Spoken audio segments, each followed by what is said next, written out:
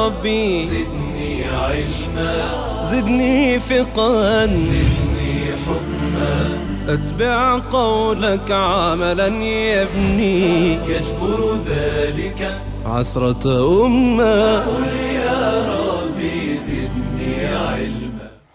اعوذ باللہ من الشیطان الرجیم. بسم اللہ الرحمن الرحیم وبہ نستعین وہو خیر ناصر ومعین وصلی اللہ علی محمد وآل محمد. اما بعد، ناظرین کرام، اسلام کی فقہی تعلیمات کے ساتھ آپ کی خدمت میں حاضر ہیں. آج جو بحث آپ کی خدمت میں لے کر آئے ہیں وہ قصاص اور دیات کی بحث ہے. قصاص وہ سزا ہے جس پہ جنایت کی گئی ہے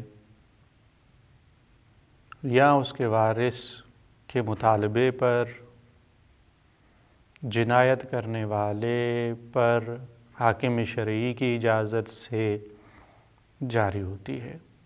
یعنی وہ سزا ہے جو جنایت کار کو دی جاتی ہے، البتہ اس وقت دی جائے گی جب جس پہ جنایت ہوئی ہے وہ یا اس کے وارث آ کے مطالبہ کریں اور حاکم شرعی اس کی اجازت دے. تو یہاں پہ یہ دو شرطیں ہیں. ایک تو وہ وارث آ کے یا وہ خود آ کے شکایت کرے، مطالبہ کرے اور حاکم شرعی کی اجازت ہو. ایسا نہیں ہے کہ جس پر جو جنایت ہوئی ہے وہ اپنی طرف سے بیٹھ کے دوسروں سے کہے کہ میں قصاص لے رہا ہوں. اس طرح ہو کہ قانون کے دائرے میں سسٹم کے مطابق دوسروں سے اپنا حق طلب کرنا، انتقام لینا، بدلہ لینا، ان کو یہ سزا دینا، یہ قصاص ہے، یہ اس کا حق ہے. لیکن قانون کے دائرے کے اندر اس حق کو پورا کرنا چاہیے، حق کو لینا چاہیے. قصاص کو قرآن مجید نے زندگی کا نام دیا ہے. وَلَكُمْ فِي الْقِصَاصِ حَيَاتٌ. قصاص زندگی کا سبب ہے.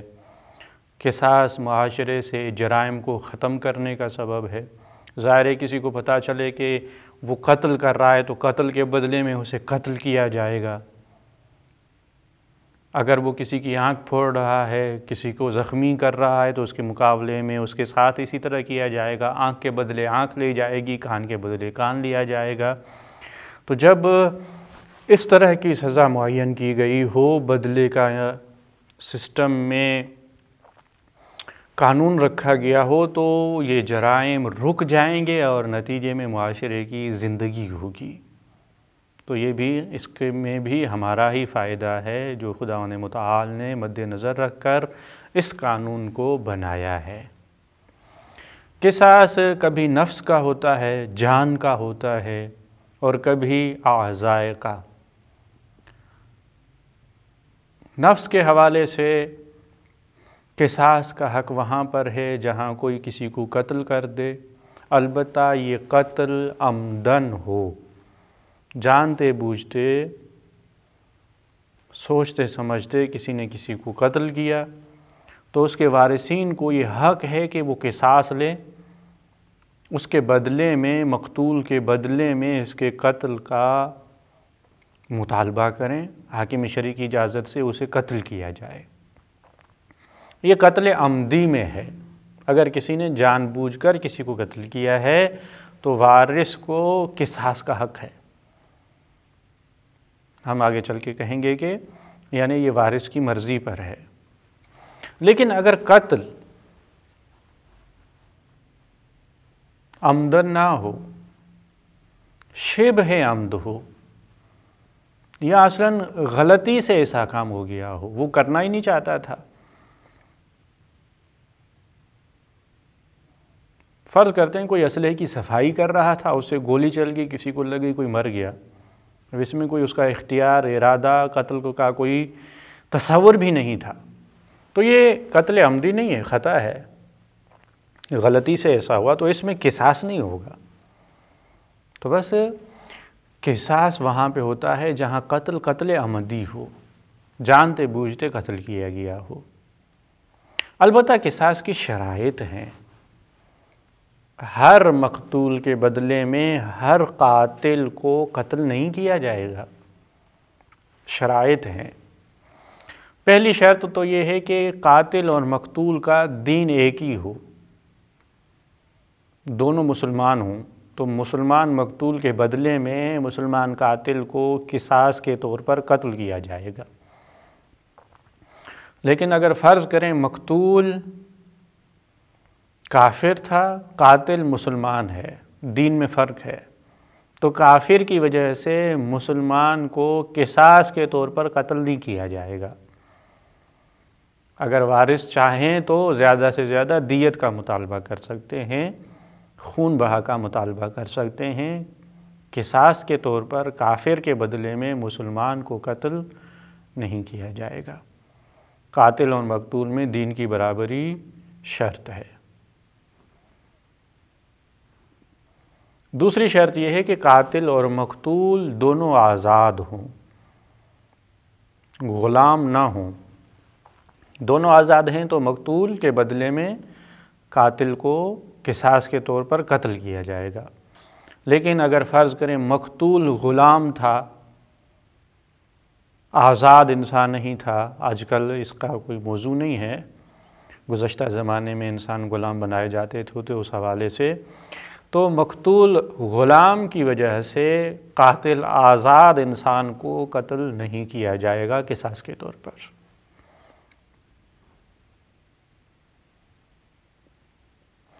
تیسری شرط یہ ہے کہ قاتل مقتول کا والد نہ ہو. اگر کسی باپ نے خدا نخواستہ اپنے بیٹے کو قتل کر دیا تو بیٹے کی وجہ سے باپ سے قصاص نہیں لیا جائے گا، باپ کو قتل نہیں کیا جائے گا.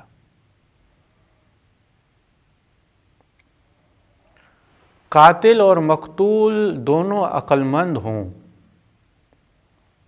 اگر مقتول پاگل تھا، قتل کرنے والا عاقل ہے، تو اس پاگل کی وجہ سے اس عاقل کو قصاص کے طور پر قتل نہیں کیا جائے گا. مقتول اور قاتل دونوں بالغ ہوں.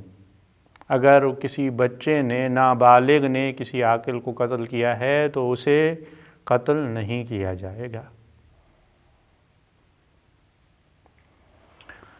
مقتول محدور الدم نہ ہو، یعنی ایسا نہ ہو جس کا خون مباح ہے، جسے قتل کرنا جائز ہے. خدا نخواستہ کوئی انسان رسول اکرم صلی اللہ علیہ وآلہ وسلم کی شان میں گستاخی کرتا ہے، اہانت کرتا ہے، توہین کرتا ہے، ایسے انسان کی جان کی کوئی اہمیت نہیں ہے، اس کا خون مباح ہے. ایسے انسان کو کوئی قتل کر دے تو قصاص کے طور پر اس قاتل کو قتل نہیں کیا جائے گا. یہ شرائط ہیں. جب یہ شرائط ہوں تو بات قصاص تک پہنچے گی. اگر ایسے مقتول کے وارثین پہنچیں حاکم شرع کے پاس، ہمارا عزیز قتل کیا گیا ہے، فلاں قاتل ہے، ثابت ہو جائے قتل، اب حاکم شرع انہیں اختیار دے گا، آپ کی مرضی ہے، آپ چاہیں تو قصاص لیں، مقتول کے بدلے میں قاتل کو قتل کریں، آپ چاہیں تو دیت لیں، خون بہا لیں، پیسے وغیرہ لے کر اسے چھوڑ دیں، اور اگر چاہیں تو معاف کر دیں. ظاہر ہے کہ معاف کرنا بہت ہی اچھا عمل ہے.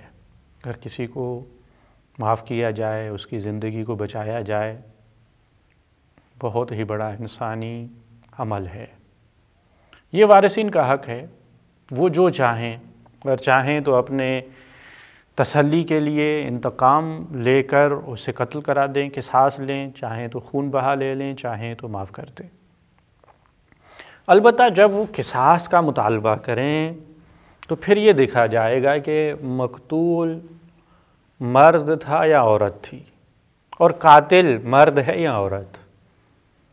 اگر مقتول مرد تھا، قاتل بھی مرد ہے، تو اس مرد کے مقابلے میں اس مرد کو قتل کیا جائے گا، قصاص ہو گیا، حصہ برابر ہو گیا۔ مقتول عورت تھی، قاتل عورت ہے، یہاں بھی حصہ برابر ہو گیا۔ لیکن اگر مقتول عورت تھی، کسی عورت کو قتل کیا گیا، قتل کرنے والا کوئی مرد ہے، اب اگر اس عورت کے وارث چاہیں کہ اس قاتل کو قتل کیا جائے، قصاص لینا چاہیں، قصاص کا ان کے پاس حق ہے، حاکم شرع کی اجازت سے اسے قتل کیا جائے گا۔ لیکن کیونکہ ایک عورت اور ایک مرد کی دیت میں فرق ہے، عورت کی دیت مرد کے آدھے حصے کی ہے، مرد کی دیت عورت کے 2 برابر ہے، تو اس حوالے سے جب وہ کسی عورت کے بدلے میں مرد کو قصاص کے طور پر قتل کرنا چاہیں تو انہیں آدھی دیت دینی ہوگی۔ انشاءاللہ ہم ابھی آگے چل کے عرض کریں گے کہ دیت کتنی ہے۔ فرض کریں 100 اونٹ ہے۔ اب اگر یہ عورت کے وارث چاہتے ہیں کہ اس مرد قاتل کو قتل کیا جائے تو انہیں 50 اونٹ دینے پڑیں گے، پھر اس مرد کو وہ قتل کر سکتے ہیں، کیونکہ اس مرد کی دیت 100 اونٹ ہے، اس خاتون کی دیت 50 اونٹ ہے۔ یہ فرق مد نظر رکھا جائے گا۔ اسی طرح اگر قتل کرنے والے زیادہ ہیں، 2-3 افراد نے مل کر کسی کو قتل کیا، مقتول کو حق پہنچتا ہے کہ ان دونوں کو یا تینوں کو قصاص کے طور پر حاکم شرعی کی اجازت سے قتل کرے، لیکن کیونکہ اس کا ایک قتل ہوا تھا، ایک سے زیادہ جتنے افراد ہیں ان کی دیت دینی پڑے گی، اور پھر وہ دیت ان میں برابری کے طور پر تقسیم ہوگی۔ اگر دونوں نے مل کے قتل کیا تھا تو وہ ایک کی دیت دے گا، 100 اونٹ دے گا، ان میں سے 50 اونٹ ایک کو دیے جائیں گے، 50 دوسرے کو۔ یہ قصاص کے حوالے سے ہے، نفس کا قصاص، جان کا قصاص۔ قصاص کبھی اعضاء کا ہوتا ہے، کسی نے کسی کے کسی عضو کو، بدن کے کسی حصے کو نقصان پہنچایا ہے، اسے حق پہنچتا ہے کہ وہ اس کے بدلے میں اسے نقصان پہنچائے، قصاص لے۔ یہ اعضاء کا قصاص ہے۔ اس میں بھی شرائط ہیں، وہی دونوں کا دین ایک ہونا چاہیے۔ اگر کسی مسلمان نے کسی کافر کو کوئی نقصان پہنچایا ہے، اس کا ایک کان کاٹ دیا ہے بالفرض، تو اس کے بدلے اسے قصاص نہیں لیا جائے گا، دونوں آزاد ہوں یا غلام ہوں۔ ایک غلام کی وجہ سے آزاد سے قصاص نہیں لیا جائے گا۔ جنایت کرنے والا، نقصان پہنچانے والا باپ نہ ہو، اگر باپ ہو تو بیٹے کی وجہ سے باپ سے قصاص نہیں لیا جائے گا۔ دونوں عاقل ہوں، پاگل کی وجہ سے عاقل سے قصاص نہیں لیا جائے گا۔ دونوں بالغ ہوں، نابالغ سے قصاص نہیں لیا جائے گا۔ یہ قصاص کی شرائط ہیں۔ پھر یہ دیکھا جائے گا کہ کتنا نقصان پہنچایا گیا ہے، اس کے مطابق اسے حق ہے کہ وہ اپنا بدلہ لے۔ تو دیکھا جائے گا مثلاً اگر اس نے چوٹ دی ہے، کتنی دی ہے، کس مقدار میں ہے، طول اور عرض اور عمق کو دیکھا جائے گا، کس اوزار سے، کس وسیلے سے، کس ہتھیار کے ذریعے سے، کس چیز کے ذریعے سے اس نے نقصان پہنچایا ہے، تو اسی چیز سے اتنا اسے نقصان پہنچایا جائے گا۔ البتہ ایک جو چیز اہم ہے یہاں پر وہ یہ کہ یہ دیکھا جائے گا کہ قصاص لیتے وقت موسم کیسی ہے۔ بالفرض اس نے جو ہے وہ کسی نے کسی کو نقصان پہنچایا، اب وہ آ کے مطالبہ کرتا ہے میں اسے قصاص لوں گا۔ اب موسم ایسی ہے کہ اگر وہ اسے وہ زخم پہنچائے تو اسے موسم کی وجہ سے زیادہ نقصان ہوتا ہے، اس وقت اسے حق نہیں ہے۔ اسی طرح اگر کسی حاملہ عورت نے کسی کو نقصان پہنچایا ہے اور وہ قصاص لینا چاہے تو ابھی نہیں لے سکتا، کیونکہ یہ عورت حاملہ ہے، اگر اسے قصاص لیا جائے تو شاید اس کے پیٹ میں جو بچہ ہے اسے نقصان پہنچے، تو صبر کیا جائے گا یہاں تک کہ وہ اس بچے کو جنم دے، اس کے بعد اسے قصاص لیا جائے گا۔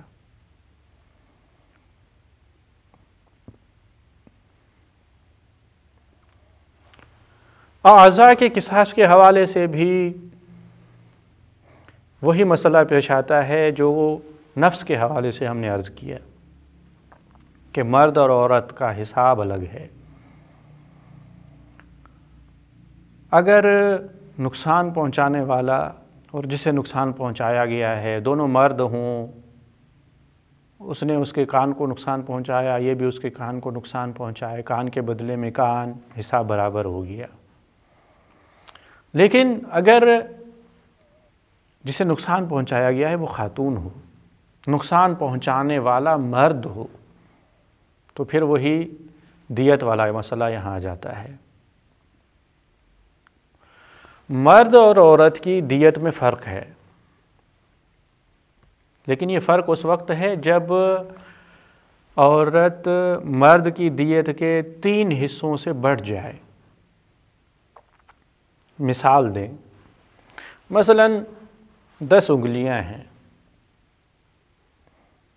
اگر کوئی 10 انگلیاں کاٹ دیتا ہے اس کی دیت یہ ہے پورے انسان کی دیت ہے۔ مرد کی دیت 100 اونٹ ہے، ایک انگلی اگر کوئی کسی کی کاٹ دیتا ہے 10واں حصہ ہے 10 اونٹ، 2 پر 20، 3 پر 30، 4 پہ 40، 5 پہ 50 اور بڑھتے چلے جائیں۔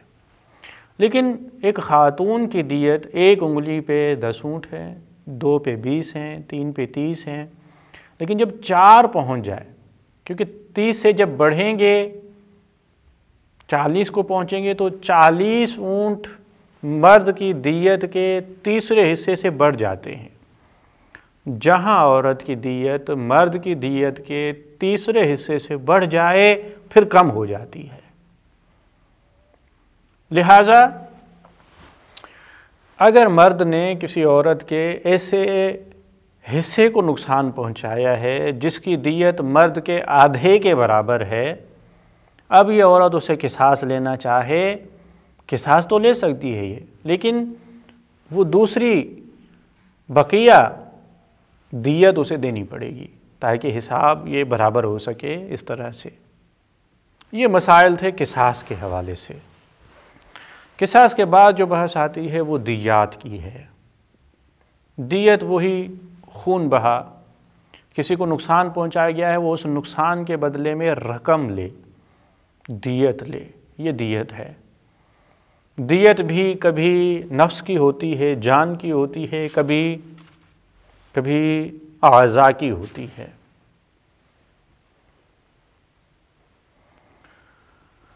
جان کی دیت اگر کسی مرد کو قتل کیا گیا ہے، اس کے وارثین اگر قصاص نہیں لینا چاہتے، اگر قتل عمدی تھا یا یہ کہ قتل مثلاً عمدی نہیں تھا، عمد کے شبیہ تھا یا غلطی سے ہوا تھا، تو اس صورت میں وہ دیت لے سکتے ہیں۔ اگر وہ دیت لینا چاہیں تو دیت کتنی ہے؟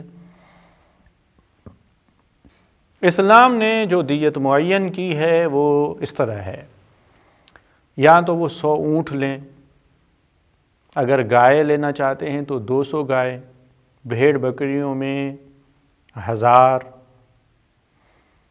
اگر وہ درہم لینا چاہتے ہیں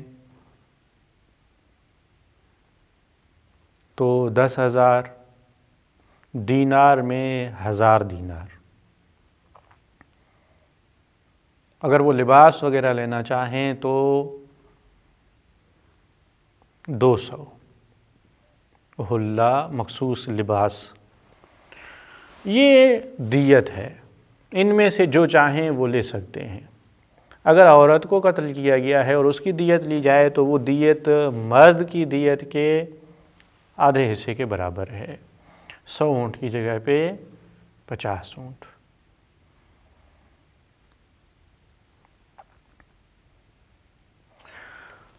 قتل کی دیت نفس کی دیت کس نے دینی ہے، اس میں فرق ہے۔ اگر یہ قتل عمدی تھا، قاتل نے جان بوجھ کے کیا، یا شبیہ عمد تھا، اس صورت میں دیت خود اس پر ہے، یعنی اس نے دیت دینی ہے۔ لیکن اگر غلطی سے ہوا، اس کا کوئی ارادہ اختیار نہیں تھا اور غلطی سے ایسے ہو گیا، تو ظاہر یہ بہت بڑی رقم ہے۔ اس صورت میں اسلام نے رشتہ داروں پہ ایسے تقسیم کیا ہے کہ یہ دیت اب قاتل نہیں دے گا، قاتل کے رشتہ دار، عاقلہ جسے کہا جاتا ہے، وہ دیں گے۔ وہ کون سے رشتہ دار ہیں؟ وہ اس کے بہن بھائی اور اس کی اولاد، چچا پھوپھی اور اس کی اولاد ہیں، یعنی یہ رشتہ دار اس کی طرف سے دیت دیں گے۔ لیکن یہ رشتے اگر اس کے ماں کی طرف سے ہیں تو وہ اس دیت میں شریک نہیں ہوں گے۔ لہٰذا یہ رشتے جن کا تذکرہ ہوا، اگر یہ ماں باپ کے حوالے سے ہیں تو وہ اس دیت کو ادا کریں گے۔ یہاں پر دیت رشتہ داروں پر ہوگی، عاقلہ پر ہوگی۔ دیت کبھی سکت جنین پر ہوتی ہے۔ اگر بچہ ابھی پیدا نہیں ہوا، دنیا میں نہیں آیا، پیٹ میں تھا، اسے گرا دیا جائے، ساکت کیا جائے، تو اس پر بھی دیت ہے۔ اب اس کے مختلف مراحل ہیں۔ کبھی یہ ہوا کہ ابھی ابھی نیا نیا نطفہ ٹھہرا ہے، اس کی دیت کچھ اور ہے، ابھی خون کی شکل میں ہے، ابھی اس میں ہڈیاں بنی ہیں، ابھی اس میں روح آ گئی ہے، 4 مہینے سے بڑا ہو گیا ہے۔ ہر مرحلے کی اپنی دیت ہے۔ اگر کوئی کسی خاتون کو مار پیٹ کرتا ہے، اس کی وجہ سے اس کا بچہ گر جاتا ہے، سکت ہو جاتا ہے، تو اسے دیت دینی پڑے گی۔ نطفے کی دیت 20 مسکال سونا ہے۔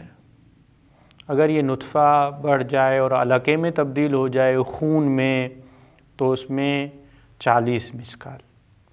اگر اس میں ہڈیاں وغیرہ آ جائیں، گوشت کا لوتھڑا بن جائے، تو پھر 60 مسکال۔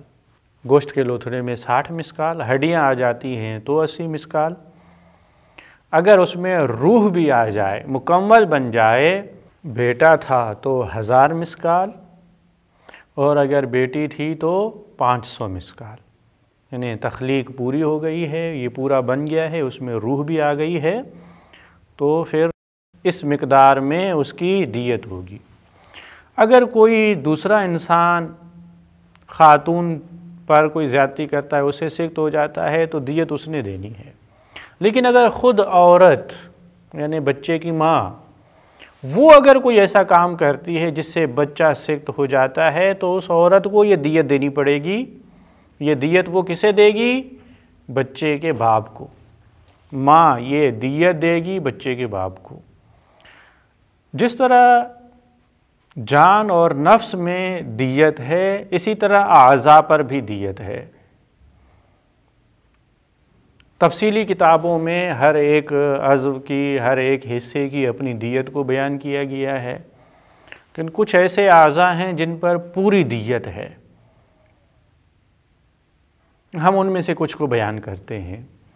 اگر کوئی کسی کی دونوں آنکھیں ضائع کر دیتا ہے، اب اس کی قوت بینائی ختم ہو جاتی ہے، دونوں آنکھیں ختم کرنے پر پوری دیت ہے۔ مرد کے لیے 100 اونٹ تھے تو یہاں 100 اونٹ دیے جائیں گے۔ دونوں کان، اس کے 100 اونٹ ہیں۔ اگر کوئی کسی کی زبان ضائع کر دیتا ہے، اس پر بھی پوری دیت ہے۔ دونوں ہاتھ، پوری دیت ہے۔ دونوں ٹانگیں، اس پر پوری دیت ہے۔ ریڑھ کی ہڈی، اس پر پوری دیت ہے۔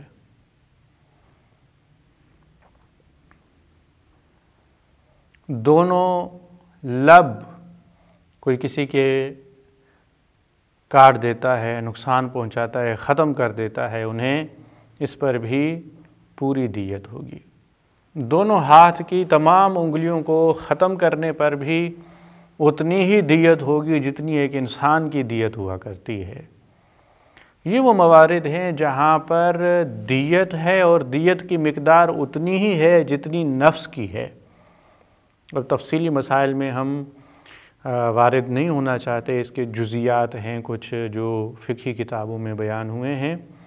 ایک کلی قانون یہی ہے کہ جہاں پر انسان کے ایک جیسے دو اجزاء ہیں، دو ہاتھ، دو پاؤں، دو آنکھیں، دو کان، ان دونوں پر ایک دیت ہے، اور ان میں سے اگر ایک کو نقصان پہنچا کر ختم کر دیا جائے تو آدھی دیت ہے۔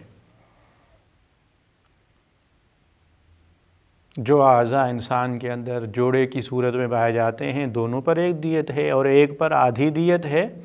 عمومی طور پر یہ ایک قانون ہے۔ اس کے علاوہ مختلف اعضاء پر دیت بیان کی گئی ہے جو تفصیلی طور پر فقہی کتابوں میں موجود ہے۔ ظاہر ہے کہ کسی انسان کو نقصان پہنچانا کوئی معمولی عمل نہیں ہے، اسے یہ حق پہنچتا ہے کہ وہ نقصان پہنچانے والے سے یا قصاص لے یا دیت لے یا یہ کہ اسے معاف کر دے، یہ اس کا اپنا حق بنتا ہے۔ یہ اسلامی تعلیمات کے مطابق قصاص اور دیات کے حکام تھے۔ ہم امید کرتے ہیں کہ تمام انسان ایک دوسرے کے ساتھ پیار اور محبت سے زندگی بسر کریں اور کہیں پہ ایسا کوئی مورد پیش ہی نہ آئے۔ السلام علیکم ورحمۃ اللہ وبرکاتہ۔